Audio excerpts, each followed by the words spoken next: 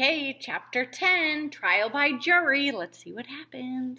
Trial by jury, a noun, a legal proceeding in which the guilt or innocence of a person accused of a crime is decided by a group of his or her peers rather than by a judge or a panel of judges. Evan looked around and felt as though he'd dropped into an alternate universe. First of all, he was sitting on a basketball, which felt strange. Second, here was his sister acting like she was the leader of the free world. Jessie could sometimes be bossy at home, but Evan was used to seeing her on the sidelines at school, on the edge of whatever was happening on the playground, eating quietly at a cafeteria table, sitting with her hands in her lap at the all-school assemblies. Suddenly, she was the leader, and it was weird. Evan stared at the 12 kids sitting in the jury box, and that was weird too. If he looked at each kid one at a time, all he saw were the faces of kids he'd known for most of his life. Nothing new. But when he looked at them all together, standing in the box that Jessie had made out of jump ropes, they looked different. Even Adam, his best friend in the world, seemed almost unfamiliar. They were the jury, the ones who would either hand him a new Xbox 2020 or make him stand up in class and apologize in front of everybody. Suddenly, they didn't seem like the kids he'd known forever. They had turned into something much bigger. Evan's eyes traveled across the courtroom to the witnesses all standing together behind the line of the jump rope, to the audience waiting patiently for the trial to begin, and to David Corcoran standing at his milk crate podium. And that was the weirdest thing of all. Every single one of the fourth graders had shown up after school and put on a name tag. Okay, so Malik had taped his name tag to his butt, but he was still standing in the witness box ready to testify. Everyone was waiting to do whatever Jessie told them to do. And it was as if all of a sudden there was a whole new set of rules at school, and everyone had agreed to follow them.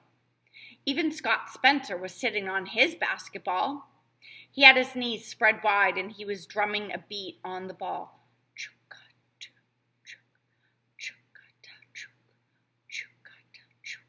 He had that look. That Scott Spencer look. The look in his eyes that seemed to say, it's all good. It's all cool. It's all mine. That was the thing about Scott Spencer. Somehow, some way, he always managed to spin things so that everything worked out to his advantage. Evan remembered the time they were in first grade, playing in Scott's basement playroom. Scott's mom was at work. His dad worked at home like Evan's mom did, but his office was all the way at the other end of the house, and it was soundproof. Evan remembered how they used to play a game of seeing who could make enough noise to get Mr. Spencer to come out of his office. They practically had to set off a bomb to get him to come out. So that day, they were playing pickup sticks for pennies, beating a penny on every game. At first, Scott was winning, and Evan had lost about 7 cents, but then Evan started catching up. And then he was ahead, and Scott owed him 11 whole cents, which seemed like a lot of money back then. Hey, let's get a snack, said Scott, and they could have gone all on their own to get something out of the kitchen, but instead, Scott went to his dad's office and asked him to bring them something in the playground. And of course, when Scott's dad saw they were betting pennies, he ended the game and made Evan return everything he'd won. Betting isn't allowed in this house, he'd said, but Evan had thought to himself, losing, that's what's not allowed. Evan looked at Scott. Evan wasn't a fighting kid. He'd only gotten in 2 fistfights in his whole life.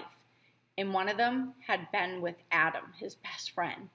Both those fights had been fast and furious, and then they'd be over. No hard feelings, apologies all around, everyone agreeing not to fight anymore. Why couldn't it be that way with Scott? What was it about him that made Evan's blood boil? That turned one thing into another. A fight about some missing money into a full-blown trial by jury. Evan opened his mouth to say something to Scott, which is exactly when David Kay picked up the gavel, banged it on the block of wood, and read from the top index card, "All rise! Court is in session. The Honorable David P. Corcoran presiding."